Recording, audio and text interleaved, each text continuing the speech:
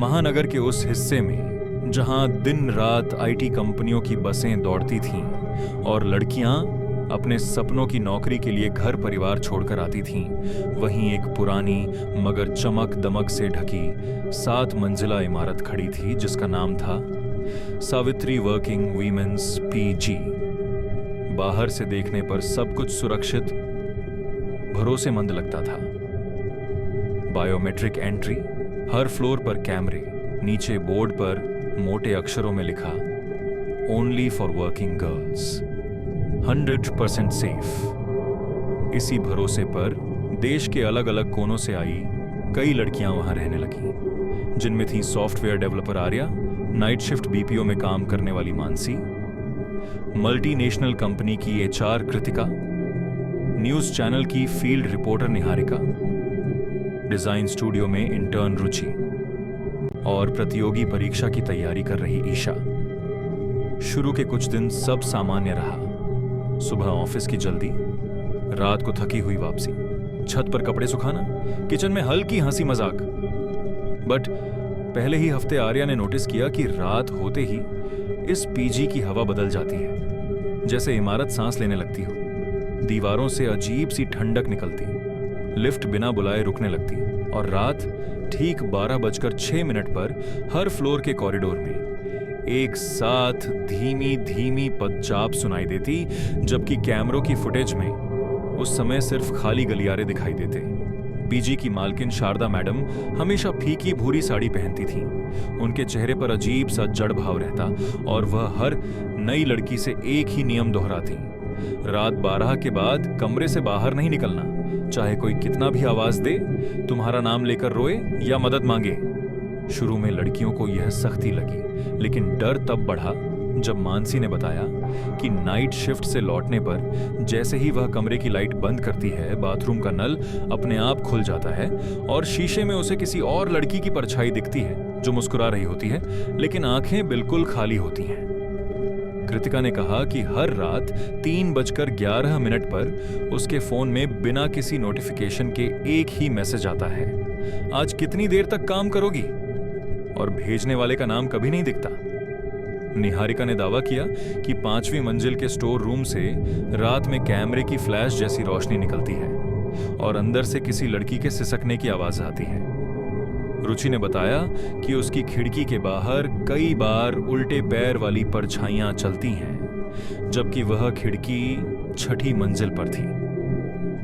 ईशा को रोज एक ही सपना आता जिसमें वह ऑफिस के कपड़ों में लिफ्ट से नीचे जाती है, लेकिन लिफ्ट का दरवाजा खुलने पर सामने ऑफिस नहीं बल्कि यही पीजी दिखाई देता है और पीछे से कोई फुसफुसाता है, काम अभी बाकी है। धीरे धीरे पीजी में अजीब घटनाएं बढ़ने लगी। रात को चार्ज पर लगे फोन अपने आप ऑन होकर वीडियो रिकॉर्ड करने लगते और वीडियो में केवल अंधेरे गलियारे, बंद दरवाजे और किसी की भारी सांसों की आवाज होती। कई लड़कियों के लैपटॉप सुबह खुले मिलते जिनमें एक ही फाइल टाइप होती, अटेंडेंस पेंडिंग। एक दिन आर्या को बेसमेंट में पड़ा एक पुराना रजिस्टर मिला जिसमें पिछले 15 सालों की एंट्री थी और हर साल 6, 7 से 8 लड़कियों के नाम के आगे लिखा था left PG due to job transfer. लेकिन हैरानी की बात यह थी कि उन नामों के नीचे लाल स्याही से एक ही वाक्य बार बार लिखा था, वर्क कंप्लीट। असली आतंक तब शुरू हुआ जब एक रात पूरे पीजी की बिजली एक साथ चली गई और जनरेटर भी स्टार्ट नहीं हुआ। सारे दरवाजे बाहर से लॉक हो गए, सीढ़ियों से घसीटे जाने की आवाज आने लगी, दीवारों से पानी नहीं बल्कि काला बदबूदार तरल टपकने लगा। लाउड स्पीकर से शारदा मैडम की आवाज गूंजी, लेकिन वह आवाज इंसानी नहीं थी। कई आवाजों का मिला जुला भारी आदेश देने वाला स्वर, यह पीजी कामकाजी लड़कियों के लिए है जो यहाँ आई है, वह सम पूरा किए बिना नहीं जाएगी। तभी लड़कियों ने देखा कि सीढ़ियों पर शारदा मैडम खड़ी हैं, लेकिन उनका सिर पीछे की ओर मुड़ा हुआ है, पैर उल्टे हैं और शरीर अस्वाभाविक रूप से लंबा खिंच गया है। उसी पल सच सामने आया कि शारदा मैडम असल में 12 साल पहले मर चुकी थीं। वह इस पीजी की पहली मालकिन थीं।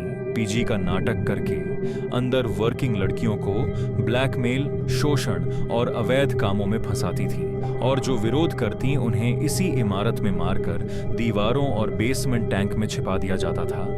उन मरी हुई लड़कियों की आत्माएं आज भी इसी पीजी में कैद थीं और नई लड़कियों को काम के नाम पर रोक लिया जाता था।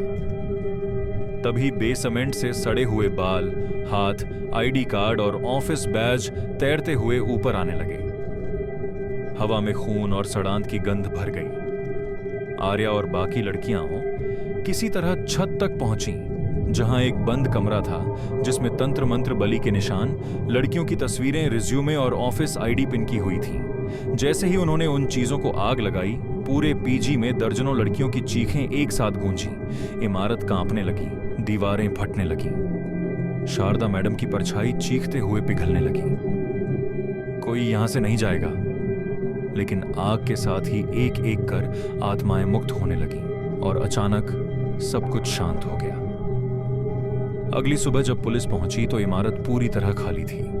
न कोई लड़की, न कोई शारदा मैडम। लेकिन आज भी उस इलाके में काम करने वाली लड़कियां कहती हैं कि रात 12 के बाद अगर कोई उस पीजी के सामने से गुजरता है तो खिड़कियों में लैपटॉप पर काम करती परछाइयां दिखती हैं और अंदर से आवाज आती है, लेट मत होना, वर्क पेंडिंग है। और बोर्ड आज भी टंगा है, working girls PG, vacancy open.